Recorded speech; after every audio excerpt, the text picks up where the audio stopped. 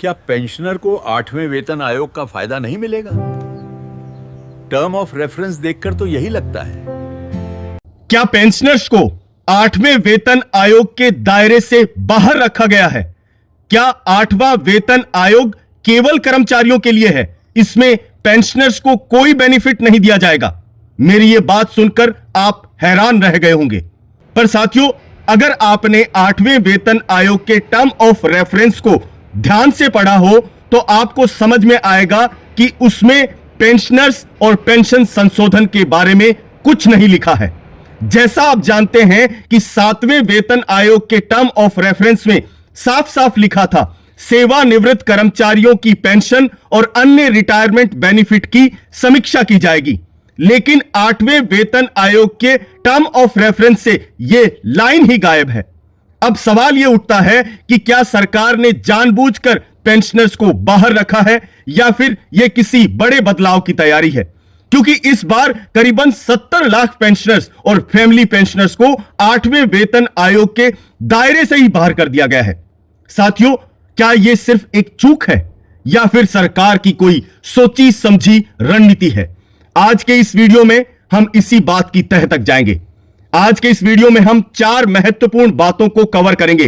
Number 1, 8वें वेतन आयोग के टर्म ऑफ रेफरेंस में क्या क्या बदलाव किए गए हैं। दूसरा, All India Defence Employ Federation Union ने सरकार पर क्या गंभीर आरोप लगाए हैं। और तीसरा, आखिर क्यों 70 लाख पेंशनर्स को इस आयोग की कवरेज से बाहर कर दिया गया है। और चौथा, यूनियन ने वित्त मंत्री निर्मला सीतारमण जी को पत्र लिखा है और उसमें क्या मांग करी है। साथियों, अगर आप सरकारी कर्मचारी हैं, रक्षा कर्मचारी हैं या पेंशनर हैं तो यह वीडियो आपके भविष्य से जुड़ा है। क्योंकि अगर सरकार ने टीओआर में सुधार नहीं किया तो आने वाले 8वें वेतन आयोग का असर आपकी पेंशन, वेतन और भलाई योजनाओं पर सीधा पड़ेगा। और इस वीडियो को लास्ट तक जरूर देखिए क्योंकि आप समझ पाएंगे कि पेंशनर्स को अभी क्या करना चाहिए।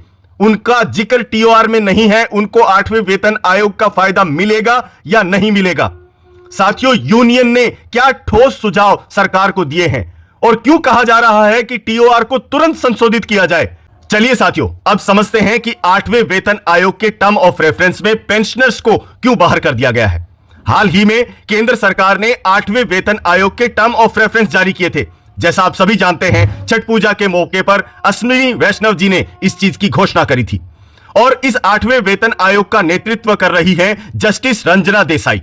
लेकिन जैसे ही कर्मचारियों और पेंशनर्स ने टीओआर को पढ़ा तो उसमें कुछ चौंकाने वाले अंतर सामने आए हैं। अगर आपने नहीं देखा तो आप देख सकते हैं। 7वें वेतन आयोग के टीओआर में स्पष्ट था कि सेवानिवृत्त कर्मचारियों की पेंशन और रिटायरमेंट बेनिफिट की समीक्षा की जाएगी। लेकिन साथियों, 8वें वेतन आयोग के टीओआर में इस बात का कोई जिक्र नहीं किया गया है, यानी पेंशन संशोधन की कोई बात नहीं की गई है। यानी इसका सीधा मतलब है कि 70 लाख केंद्रीय सरकारी पेंशनर्स जो हैं वो अभी 8वें वेतन आयोग के आने वाले सुधारों से बाहर हो गए हैं। इसका सीधा सीधा यही मतलब निकलता है।